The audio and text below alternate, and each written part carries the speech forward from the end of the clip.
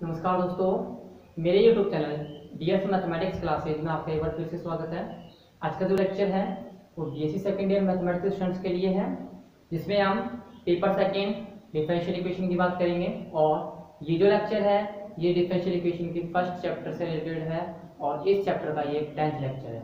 इस लेक्चर के अंदर हम होमोजीनियस डिफरेंशियल इक्वेशन के रिलेटेड कुछ इंपॉर्टेंट क्वेश्चंस का अध्ययन करेंगे, ठीक भाई। और साथ ही साथ इसके इस एक्सरसाइज से पहले जो आपके एग्जाम्पल्स है बुक्स के अंदर उनका भी अध्ययन करेंगे, ठीक भाई।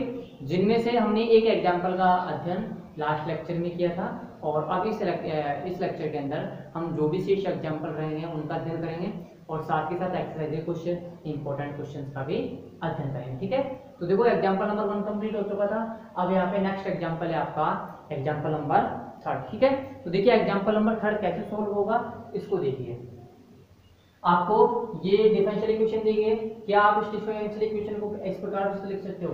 इस डिफरेंशियल इक्वेशन को आप इस प्रकार लिख सकते हो m plus n d y upon d x बराबर 0 में, ठीक है भाई। आप लिख सकते हो इस डिफरेंशियल इक्वेशन को। और जब आप इस डिफरेंशियल इक्वेशन को इस रूप में लिख सकते हो तो ये कौन सी डिफरेंशियल इक्वेशन हो गई? ये हो गई आपकी प्रथम कोटि तथा प्रथम घात के अवकल समीकरण, जिसका आपने फर्स्ट मेथड, जिसको सोल्व करने का फर्स्ट मेथड आपने पढ़ा था, कौन सा? चरों का पृथक्करण, ठीक है। वहां पर आपने कौन सा मेथड पढ़ा था? चरों का पृथक्करण। तो आप सबसे पहले अप्लाई कर दोगे चरों का पृथक्करण मेथड। चरों का पृथक्करण मेथड अगर आप अप्लाई कर सकते हो, अगर करते भी हो, तो dx के साथ ना तो x की सभी टर्म्स शामिल होंगे और ना ही dy के साथ y की सभी टर्म्स शामिल होंगी, ठीक है। जब ऐसा नहीं हो पा रहा, मतलब dx के साथ x की टर्म्स नहीं आ रही सभी के सभी और dy के साथ y की टर्म्स नहीं आ रही, तो आप क्या कह सकते हो? इस अवकल समीकरण पे आप चरों का पृथक्करण विधि अप्लाई नहीं कर सकते, ठीक है। तो उसके बाद हमने दूसरा मेथड पढ़ा था, वो दूसरा मेथड कौन सा है? वो है समघात अवकल समीकरण, ठीक है। तो समघात अवकल समीकरण क्या होती है? वे अवकल समीकरण जिनमें प्रत्येक पद में x और y की घातों का योग कितना हो? x और y की घातों का योग होना चाहिए समान, ठीक है। तो आप देखते हो यहाँ पे x और y की घातों का योग 1 आ रहा है, इधर 1 आ रहा है और इधर भी कितना आ रहा है? 1 आ रहा है। यहाँ पे घात भले 2 है, लेकिन जब अंडर रूट से बाहर निकालोगे तो वर्गमूल लेने के पश्चात घात कितनी बचेगी x और y की? x और y की घात बचेगी 1, ठीक है। तो इस अवकल समीकरण में इस अवकल समीकरण के प्रत्येक पद के इसके अवकल समीकरण के प्रत्येक पद में x और y की घातों का योग कितना है? हमेशा 1 है, ठीक है। कितना है? 1। मतलब ये कौन सी डिफरेंशियल इक्वेशन है? ये समघात अवकल समीकरण या होमोजेनियस डिफरेंशियल इक्वेशन है। इसको सोल्व करने का मैंने आपको मेथड बताया था। यहाँ पे डिपेंडेंट वेरिएबल y को किस में रिप्लेस करना है? नए डिपेंडेंट वेरिएबल v में रिप्लेस करना है। फिर आपको एक अवकल समीकरण मिलेगी v और x में, और उस अवकल समीकरण को किसके द्वारा सोल्व करना है? चरों के पृथक्करण विधि के द्वारा सोल्व करना है। कहने का मतलब है इस समघात अवकल समीकरण को उस डिपेंडेंट वेरिएबल v की हेल्प से और इंडिपेंडेंट वेरिएबल x की हेल्प से किसमें चेंज करना है? एक नई अवकल समीकरण में। फिर वहां से आपको क्या करना है? चरों का पृथक्करण करना है, फिर सोल्व करना है। फिर एक रिलेशन आएगा v और x में, और उस v और x में रिलेशन में आपको करना क्या है? v क्यू, आप v की जगह क्या रखना है आपको? y अपॉन x, तो आपको किसमें रिलेशन मिल जाएगा? y अपॉन x में रिलेशन मिल जाएगा, ठीक है। देखो कैसे सोल्व करना है इसको, तो ये देखिए, ये जो दी गई अवकल समीकरण कैसे अवकल समीकरण? ये अवकल समीकरण आपके प्रथम कोटि तथा प्रथम घात की अवकल समीकरण। तो आप क्या लिख सकते हो? दी गई अवकल समीकरण, दी गई अवकल समीकरण, दी गई अवकल समीकरण प्रथम कोटि दी गई अवकल समीकरण प्रथम कोटि तथा प्रथम घात की दी गई अवकल समीकरण, दी गई अवकल समीकरण प्रथम कोटि तथा प्रथम घात की अवकल समीकरण है, ठीक है। तथा यह समघात अवकल समीकरण है, तथा यह समघात अवकल समीकरण है, ठीक है। तो इसको सोल्व कैसे करना है? तो देखो यहाँ पे पढ़ते हैं, यहाँ पे सबसे पहले dy अपॉन dx रूप में बने इसको। dy अपॉन dx बराबर है f1 ऑफ xy बराबर f ऑफ xy रूप में आप इस अवकल समीकरण को चेंज कीजिए, ठीक है। तो देखो कैसे चेंज करना है? x बराबर dy, इस टर्म को राइट हैंड साइड में ले जाओ, पॉजिटिव हो जाएगी। x dy बराबर हो जाएगा y dx plus under root x square plus y square into dx। तो यहाँ से क्या कॉमन आ जाएगा? यहाँ से कॉमन आ जाएगा, दोनों टर्म्स से dx, ठीक है। तो आप क्या लिख सकते हो, एक्स डी वाई बराबर y plus under root x square plus y square into dx, ठीक है। अब यहाँ से dy अपॉन dx बराबर क्या हो जाएगा, dy अपॉन dx बराबर हो जाएगा y upon x plus x square plus y square का अंडर रूट अपॉन एक्स, ठीक है। अब देखो इस अवकल समीकरण को मैं करना चाहे, इस अवकल समीकरण में आप y की जगह को v में चेंज करो, ठीक है। डिपेंडेंट वेरिएबल को किसके में चेंज कर दो, y को v में चेंज कर दो, किसके द्वारा, y बराबर vx के द्वारा। y बराबर vx के द्वारा चेंज करते हैं तो dy अपॉन dx का हो जाएगा, dy अपॉन dx हो जाएगा आपका क्या, dy अपॉन dx हो जाएगा v plus x D upon dx, ठीक है। तो ये कौन सी इक्वेशन हो जाएगी, इक्वेशन नंबर 3, ठीक है। अब इस dy अपॉन dx की वैल्यू यहाँ पर रिप्लेस करो और y अपॉन x की वैल्यू यहाँ पर रिप्लेस करो, तो क्या आ रहा है, तो ये आ रहा है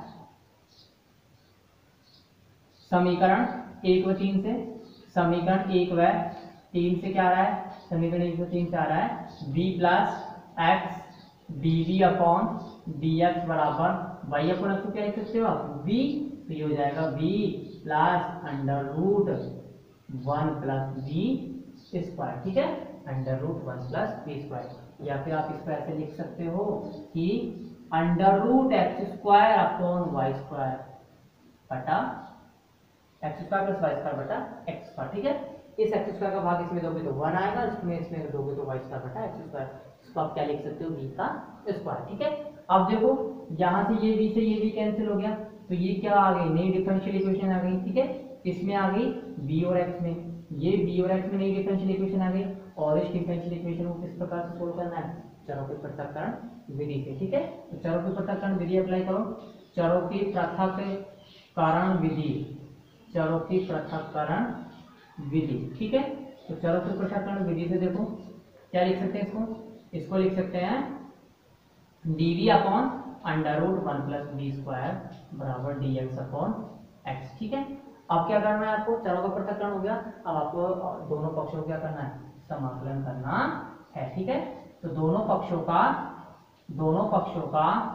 समाकलन करने पर, ठीक है, दोनों पक्षों का समाकलन करने पर, समाकलन करने पे क्या आएगा, dv upon under root 1 plus b square बराबर इंटीग्रेशन dx अपॉन x, ठीक है। 1 upon under root 1 plus b square का इंटीग्रेशन क्या होता है, इसका इंटीग्रेशन होता है log of x plus under root x square plus a square, ठीक है। तो इसका इंटीग्रेशन हो जाएगा log b plus under root 1 plus b का whole square plus whole square नहीं 1 प्लस b का अंडर रूट बराबर log ऑफ x, ठीक है। इसका इंटीग्रेशन तो हो जाएगा log of b plus under root 1 plus b square, और इसका हो जाएगा log ऑफ x। और आपको पता है यहाँ पे समाकलन क्या है, अनिश्चित है तो क्या जोड़ोगे आप, समाकल नियतांक से। तो जब आप यहाँ पे दोनों टर्म्स log में है तो आप उसको में समाकल नियतांक किस रूप में जोड़ सकते हो, log c के रूप में जोड़ सकते हो। आपको पता है log m plus log n कितना होता है, log mn, तो इसको लिख सकते हो log c x, और इसको एज इट इज रहने दो log v plus under root 1 plus v square, ठीक है। अब क्या करना है आपको, अब आपको दोनों पक्षों को क्या लेना है, एंटीलॉग लेना है, ठीक है। क्या लेना है आपको, दोनों पक्षों का एंटीलॉग लेना है। तो देखो दोनों पक्षों का एंटीलॉग लेने पे क्या आता है, दोनों पक्षों का एंटीलॉग लेने पर, ठीक है, दोनों पक्षों का एंटीलॉग लेने पर। तो एंटीलॉग लेने पे क्या आता है, एंटीलॉग लेने पे आता है v plus under root 1 plus v square बराबर cx, ठीक है। v की जगह क्या रिप्लेस कर दो आप, अभी y अपॉन x, ये हो जाएगा y upon x plus under root, या फिर आप ये लिख दो v बराबर y अपॉन x प्रतिस्थापित करने पर, ठीक है, v बराबर y अपॉन x प्रतिस्थापित करने पर, ठीक है, v बराबर y अपॉन x प्रतिस्थापित करने पर देखो क्या आ रहा है, y upon x plus under root 1 plus y square upon x square बराबर cx, ठीक है। तो देखो यहाँ से ये एलसीएम लेंगे तो under root x square plus y square हो जाएगा, और इस अंडर रूट से एक्स स्क्वायर कॉमन बाहर लेते हो तो क्या आएगा, ओनली एक्स ही आएगा। तो इसको आप लिख सकते हो y plus under root x square plus y square बटा एक्स बराबर सी एक्स और इस एक्स को मल्टीपल कर दो इधर, तो ये आपका इस डिफरेंशियल इक्वेशन क्या आ जाएगा, रिक्वायर्ड सॉल्यूशन आ जाएगा। ठीक है, ये क्या आ जाएगा, इस डिफरेंशियल इक्वेशन का रिक्वायर्ड सॉल्यूशन। ठीक है, तो ये आपका एग्जांपल नंबर 3 तो कंप्लीट होता हुआ।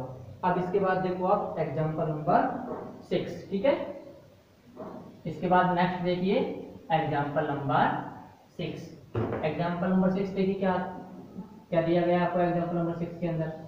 एग्जांपल नंबर 6 के अंदर डिफरेंशियल इक्वेशन दी गई जो कि है 1 प्लस ई की power x upon y into dx plus e की power x upon y into 1 minus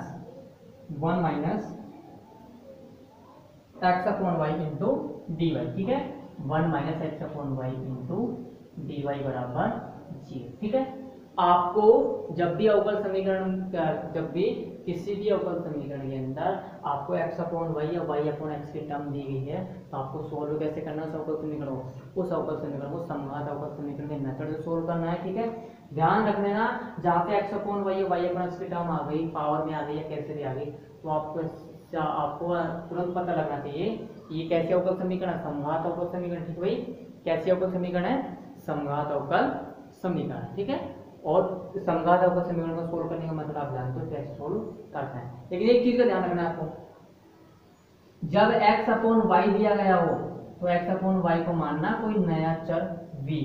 ठीक है, जब x अपॉन वाई दिया गया तो आपको मानना है नया चर v के बराबर, और जब x अपॉन वाई नए चर v के बराबर है तो आप x को किस में चेंज कर रहे हो, x को चेंज कर रहे हो vy में। है कहने मतलब है x किस में चेंज हो रहा है, v में चेंज हो रहा है। किस तरीके से कि x बराबर vy, और जब x बराबर vy है तो आपको क्या, आपकी बार क्या करना है, dy upon dx find out नहीं करना, आपकी बार dx upon dy find out करना है। आपकी बार y क्या है, y आपका इंडिपेंडेंट वेरिएबल है ना कि डिपेंडेंट। ठीक है, तो इस बार वेरिएबल चेंज हो जाएंगे, ये तो होगा हमेशा डिपेंडेंट वेरिएबल इस फॉर्म में, और ये होगा इंडिपेंडेंट वेरिएबल, और ये कैसा होगा, ये भी डिपेंडेंट वेरिएबल होगा। ठीक है, तो x अपॉन वाई बराबर v है तो आप इसको क्या लिखोगे, x बराबर वी वाई, जहाँ पे y होगा इंडिपेंडेंट, x होगा डिपेंडेंट, और x किस में चेंज हो रहा है, डिपेंडेंट वेरिएबल v में चेंज हो रहा है। तो आपको क्या फाइंड आउट करना है, dy अपॉन dx की बजाय dx अपॉन dy। ठीक है, क्या फाइंड आउट करना है, dx अपॉन dy। और जब y अपॉन x दिया गया हो तो y अपॉन x बराबर आप क्या लिखते हो, आप मान लो y अपॉन x बराबर क्या है v, तो y बराबर क्या लिख सकते हो, तो vx, जहाँ पे x क्या है, जहाँ पे x इंडिपेंडेंट है, y डिपेंडेंट है, और v क्या है, v कोई अन्य डिपेंडेंट वेरिएबल है। ठीक है, जिसमें क्या चेंज हो रहा है, जिसमें y चेंज हो रहा है, मतलब y किस में चेंज हो रहा है, v में। तो इस कंडीशन में आप क्या फाइंड आउट करोगे, इस कंडीशन में फाइंड आउट करोगे dy अपॉन dx, जैसा कि हमने इस मेथड के अंदर वैसे इस क्वेश्चन के अंदर किया है। ठीक है, तो देखो इस क्वेश्चन को कैसे सोल्व करना है, एग्जांपल को देखो, आपको x अपॉन y दिया गया है तो आपकी बार x अपॉन y को आप क्या मानोगे, v, कहने का मतलब है कि x बराबर हो जाएगा vy, मतलब x हो जाएगा डिपेंडेंट वेरिएबल और y हो जाएगा इंडिपेंडेंट वेरिएबल। ठीक है, तो यहाँ पे टर्म भी आपको क्या बनानी है, टर्म बनानी है, तो यहाँ पे अवकल बनाना है dx अपॉन dy। ठीक है, dx अपॉन dy कैसे बनेगा, इस टर्म को उधर लेके जाओ तो ये किसमें हो जाएगी, नेगेटिव में। ठीक है, ये टर्म किसमें हो जाएगी, ये टर्म हो जाएगी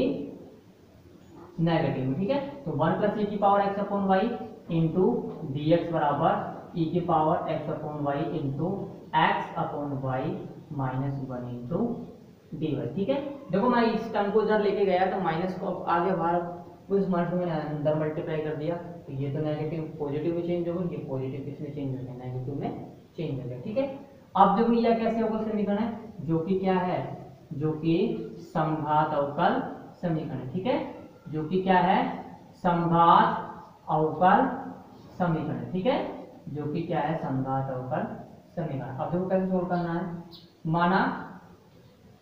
माना x बराबर v y। ठीक है, माना x बराबर आपने क्या मान लिया, v इंटू वाई। ठीक है, x बराबर v इंटू वाई मान लिया, मतलब कर क्या रहे हो, डिपेंडेंट वेरिएबल, डिपेंडेंट वेरिएबल किसमें चेंज कर दो, डिपेंडेंट वेरिएबल को चेंज, x को चेंज कर रहे हो v में। ठीक है, या फिर आप इसको ऐसे लिख दो, अभी और नहीं लो, ऐसे रुको, अभी इसको अभी इसको और सिंपल करो, और सिंपल करते तो देखो क्या आ रहा है, dx अपॉन dy बराबर e की power x upon y into x upon y minus 1 बटा 1 प्लस ई की पावर एक्स अपॉन वाई। ठीक है, अब ये क्या है, अब ये समघात अवकल समीकरण, ठीक है, जो कि क्या है, जो कि आपकी समघात अवकल समीकरण है। ठीक है भाई, क्या है ये समघात अवकल समीकरण। अब देखो समघात अवकल समीकरण, तो एक्स को आप क्या लिख सकते हो, एक्स को आप चेंज करो किसमें, एक्स को चेंज करो v में, किसके द्वारा, x बराबर v इंटू वाई। ठीक है, x बराबर v इंटू वाई। अब देखो x बराबर v इंटू वाई है, तो आप इसका डिफरेंशिएशन करो। डिफरेंशिएशन करने पे क्या आता है, डिफरेंशिएशन करने पे आता है dx अपॉन dy बराबर v plus y dv upon dy। ठीक है, और डिफरेंशिएशन की y के सापेक्ष क्यों कर रहे हैं, क्योंकि यहाँ पर आपके पास y क्या है, y यहाँ पे इंडिपेंडेंट वेरिएबल है। तो हमेशा इंटीग्रेशन करो चाहे डिफरेंशिएशन करो, किसके सापेक्ष करोगे आप, हमेशा इंडिपेंडेंट वेरिएबल के सापेक्ष करोगे। ठीक है, तो ये किसकी वैल्यू आ गई, dx अपॉन dy। अब समीकरण 2 3 समीकरण 3 और 1 से आप क्या लिख सकते हो, समीकरण 2 3 से क्या लिख सकते हो, 2 3 है, 1 से क्या लिख सकते हो, इसको लिख सकते हो v plus x dv upon dy बराबर एक्स अपॉन वाई क्या आ जाएगा v, तो ये हो जाएगा e की power v into v minus 1 बटा 1 प्लस e की पावर v। ठीक है, अब इसको सोल्व कर दो, ये अब आपको सोल्व करने के पश्चात क्या मिल जाएगी, आगे एक नई डिफरेंशियल इक्वेशन मिल जाएगी, जो किसके द्वारा सोल्व होगी, चलो के पृथक्करण विधि के द्वारा। ठीक है, तो देखो x dv अपॉन dy क्या होगा, x नहीं है sorry y, v plus y। ठीक है, y dv अपॉन dy किसके बराबर होगा, ये होगा e की power v into 1 minus d upon 1 plus e की पावर v माइनस v। ठीक है, अब एलसीएम लो, आप एलसीएम लेंगे तो देखो क्या आ रहा है, v into d v upon d y बराबर एलसीएम लेने पे 1 प्लस e की पावर v आ रहा है, तो ये तो हाथ के अंदर तो 1 प्लस e की पावर v हो जाएगा। एलसीएम लेने के पश्चात यहाँ अंश में क्या आएगा राशि, e की पावर v, फिर इसको 1 से मल्टीप्लाई करो 1, तो e की पावर v हो गया माइनस v, e की power v minus v, e की पावर v माइनस e की पावर v। ठीक है, अब देखिए 1 माइनस v नहीं है, v माइनस 1 है, तो ये हो जाएगा v e की पावर v माइनस e की power v minus v e की पावर v माइनस e की पावर v। ठीक है, तो ये v की पावर v से v की पावर कैंसिल हो गई, माइनस v की पावर v माइनस e की पावर v कितना हो गया, 2e की पावर v। ठीक है, ये क्या हो गया, ये हो गया माइनस 2e की पावर v बटा 1 प्लस e की पावर v। ठीक है, अब देखो आपको करना क्या है, अब आपको चरों का पृथक्करण स्थिति अप्लाई करनी है। ठीक है, तो चरों की पृथक्करण विधि से, चरों की पृथक्करण विधि से देखो क्या आ रहा है, चरों की पृथक्करण विधि से आ रहा है क्या, कि dv के साथ आपको किसकी टर्म लेनी है, dv के साथ लेनी है आपको v की सभी टर्म्स, और dx dy के साथ किसकी टर्म लेनी है, y की सभी टर्म्स लेनी है। ठीक है, तो ये हो जाएगा 1 प्लस e की पावर v अपॉन e की पावर v इंटू dv बराबर माइनस 2 dy अपॉन y। ठीक है, अब देखो e की पावर v का भाग दो, e की पावर v का भाग देते ये तो हो जाएगा माइनस e की power v plus 1 into dv बराबर माइनस 2 dy अपॉन y। ठीक है, अब करना क्या है आपको, दोनों पक्षों का समाकलन करना है। ठीक है, क्या करना है आपको, आपको दोनों पक्षों का समाकलन करना है। ठीक है, समाकलन करता है, अब समाकलन करते हैं तो देखो समाकलन क्या होगा इनका, दोनों पक्षों का समाकलन करने पर ये हो जाएगा e की पावर माइनस v का तो हो जाएगा माइनस e की पावर माइनस v, 1 का हो जाएगा v। ठीक है, फिर ये हो जाएगा माइनस 2 log y। ठीक है, प्लस log c। ठीक है, अब देखिए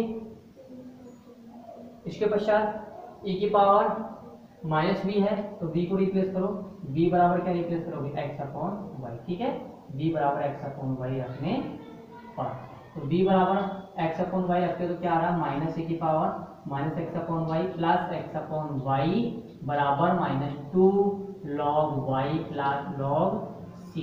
ठीक है, आप देखो इस log वाले टर्म को इधर ले आओ और इस e की पावर को उधर ले जाओ, तो ये हो जाएगा x upon y plus 2 log y बराबर e की power minus x upon y plus log c. ठीक है, जो कि क्या है आपके डिफरेंशियल इक्वेशन का आपकी रिक्वायर्ड डिफरेंशियल इक्वेशन है, क्या है ये सॉल्यूशन है। ठीक है, अब देखो ये तो आपका एग्जांपल नंबर 6 कंप्लीट होता हुआ। उसके पश्चात है आपका एग्जांपल नंबर 4। ठीक है, एग्जांपल नंबर 4 देखिए क्या है। एग्जांपल नंबर 4 के अंदर आपको दिया गया है आपका समीकरण x cos y upon x plus y sin y upon x into y minus y sin y upon x minus x cos y upon x into x d y upon d x बराबर 0। ठीक है, अब देखिए अब की बार भी आपको जो डिफरेंशियल इक्वेशन के अंदर कौन सी टर्म एग्जिस्ट है एक्स अपॉन वाई की जगह y upon x. That means आप क्या कह सकते हैं कौन सी डिफरेंशियल इक्वेशन है, ये जो डिफरेंशियल इक्वेशन है ये आपकी कैसी है समघात अवकल समीकरण या फिर होमोजेनियस डिफरेंशियल इक्वेशन। ठीक है, आप देखो इसको इसमें आपके पास टर्म y अपॉन एक्स है तो आपके पास अवकल गुणांक कौन सा बनाओगे dy अपॉन dx वाला बनाओगे, ना कि dx अपॉन dy वाला। ठीक है, तो यहाँ पे किसकी वैल्यू फाइंड आउट करोगे आप dy अपॉन dx की। तो कैसे करोगे, ये वाले टर्म क्या है नेगेटिव, इसको राइट हैंड साइड में लेके जाओ तो ये बन जाएगी पॉजिटिव। ठीक है, तो देखो इसको कैसे सोल्व करना है x और x cos y upon x plus y sin y upon x into y बराबर y sin y upon x minus x cos y upon x into x dy upon dx। ठीक है, अब करना क्या है इस y को इस अंदर दोनों टर्म से मल्टीप्लाई करो, इस x को दोनों टर्म से मल्टीप्लाई करो और फिर इस वाले टर्म का किस में भाग दो इस वाले टर्म में भाग दो। ठीक है, देखो x इस टर्म को मल्टीप्लाई करो y से तो ये हो जाएगा xy cos yx plus y square sin y upon x बराबर इसको किससे मल्टीप्लाई करना है x से, तो ये हो जाएगा x y sin y upon x minus x square cos y upon x. ठीक है, इंटू dy अपॉन dx। ठीक है, अब किसकी वैल्यू फाइंड आउट करनी है अवकल गुणांक dy अपॉन dx की, तो इस वाले टर्म का इसके में भाग दो, इस टर्म का इसमें भाग दो तो क्या आ जाएगा अवकल गुणांक dy अपॉन dx। तो dy अपॉन dx हो जाएगा xy cos y upon x plus y square sin y upon x बटा x y sin y upon x minus x square cos y upon x। ठीक है, ये हो गया। अब देखो यहाँ पे y अपॉन x को किस में ये कैसे होगा समीकरण समघात होगा समीकरण, इसमें करना क्या है y को चेंज करना है नए इंडिपेंडेंट नए डिपेंडेंट वेरिएबल v में। ठीक है, y को किस में चेंज करना है y को चेंज करना है नए डिपेंडेंट वेरिएबल v के अंदर। ठीक है, तो देखिए कैसे चेंज करोगे, ये तो हो गई आपकी इक्वेशन नंबर 1। ठीक है, क्या रिप्लेस कर दो आप y को चेंज कर दो v में, इसके द्वारा y बराबर vx। ठीक है, तो ये आपकी इक्वेशन नंबर 2 हो गई। अब करना क्या है, अब इसका डिफरेंशिएशन होगा x के रेस्पेक्ट में, क्योंकि x क्या है यहाँ पे इंडिपेंडेंट वेरिएबल, तो डिफरेंशिएशन हो जाएगा dy अपॉन dx बराबर v plus x dv upon dx। ये हो गई इक्वेशन नंबर 3। अब करना क्या है आपको, इक्वेशन फर्स्ट सेकंड और थर्ड का यूज करना, ठीक है। फर्स्ट सेकंड थर्ड से आप क्या लिख सकते हो, v plus x dv upon dx बराबर, ठीक है। आप देखो यहाँ से आप क्या कॉमन लोगे, इस फुल टर्म से x की पावर कॉमन लोगे। आपको पता है x और y की घात का होगा ये कितना है, 2। तो यहाँ से इस अंश से कितनी कॉमन लोगे, x की पावर 2, r से कितनी कॉमन लोगे, x की पावर 2। x की पावर 2 से x की पावर 2 कैंसिल हो जाएगा, सिर्फ क्या बचेगा, सिर्फ ये बचेगा y upon x cos y upon x plus y square बटा x square sine y upon x बटा y upon x sine y upon x minus cos y upon x, ठीक है। अब करना क्या है, y अपॉन एक्स की जगह v रिप्लेस कर दो, ठीक है। तो ये हो जाएगा v plus x dv upon dx बराबर v cos v plus v square sine v बटा v sine v minus cos v, ठीक है। और यहाँ से क्या लिख सकते हो आप, इस v को राइट हैंड साइड ले जाओ तो ये हो जाएगा नेगेटिव, और फिर आप एलसीएम ले लो तो ये हो जाएगा v cos v plus v square sine v minus v square sine v plus v cos v बटा v sine v minus cos v, ठीक है। इस v स्क्वायर साइन v से ये v square sine v cancel हो गया, इस v cos v plus v cos v add करोगे तो कितना हो जाएगा, 2v cos v, ठीक है। कितना हो जाएगा, 2v cos v। तो ये हो जाएगा x dv अपॉन dx बराबर 2v cos v बटा v साइन v प्लस नहीं v sine v minus cos v। आप क्या करोगे, चरों का पृथक्करण, ठीक है। क्या अप्लाई करोगे, चरों की पृथक्करण विधि। चरों की पृथक्करण विधि अप्लाई करो तो देखो क्या आ रहा है, ये आ रहा है v sine v minus cos v बटा v cos v into dv बराबर 2 dx बटा x, ठीक है। अब क्या कर दो, आप दोनों पक्षों का समाकलन, ठीक है। दोनों पक्षों को क्या कर दीजिए, आप समाकलन कर दीजिए। तो दोनों पक्षों का समाकलन करने पर, ठीक है। दोनों पक्षों का समाकलन करने पर क्या आएगा, देखो इंटीग्रेशन, इसका भाग इसमें दो तो v से भी कैंसिल, साइन v बटा cos v क्या हो गया, tan v। इस cos v से cos v कैंसिल हो गया तो माइनस 1 अपॉन v, ठीक है। इनटू dv बराबर 2 इंटीग्रेशन dx बटा x, ठीक है। tan x का समाकलन कितना होता है, tan x का समाकलन होता है log sec x, मतलब log sec v। 1 upon v का कितना होता है, 1 अपॉन v का होता है log v बराबर 2 log x plus log c, ठीक है। n log n क्या होता है, log m की पावर n। तो इस फॉर्मूले से इसको चेंज कर दो और फिर दोनों में log m plus log n का फॉर्मूला लगा दो और log m minus log n को log m बाई n के रूप में लिख सकते हो, ठीक है। तो यहाँ पर log प्रॉपर्टीज लगेंगी। log प्रॉपर्टी कौन कौन सी है, पहली प्रॉपर्टी है n log m क्या होता है, n log m होता है log m की पावर n, ठीक है। तो ये हो जाएगा log sec v minus log v, ये हो जाएगा log x स्क्वायर, ठीक है, plus log c। log m plus log n कितना होता है, log m इंटू n। तो ये हो जाएगा log c x square. log m minus log n कितना होता है, log m बाई n तक। ये हो जाएगा log sec v बटा v, ठीक है। दोनों पक्षों क्या लेना आपको, दोनों पक्षों का आपको एंटीलॉग लेना है, ठीक है। दोनों पक्षों का एंटीलॉग लो। दोनों पक्षों का एंटीलॉग लेने का देखो क्या आता है, एंटीलॉग लेने का आता है sec v बटा v बराबर c x स्क्वायर, और v की जगह क्या रख सकते हो आप, y अपॉन x। तो ये हो जाएगा x sec y upon x बटा y बराबर c x स्क्वायर। ये x से ये x कैंसिल हो जाएगा तो ये हो जाएगा sec y अपॉन x बराबर c x y, ठीक है।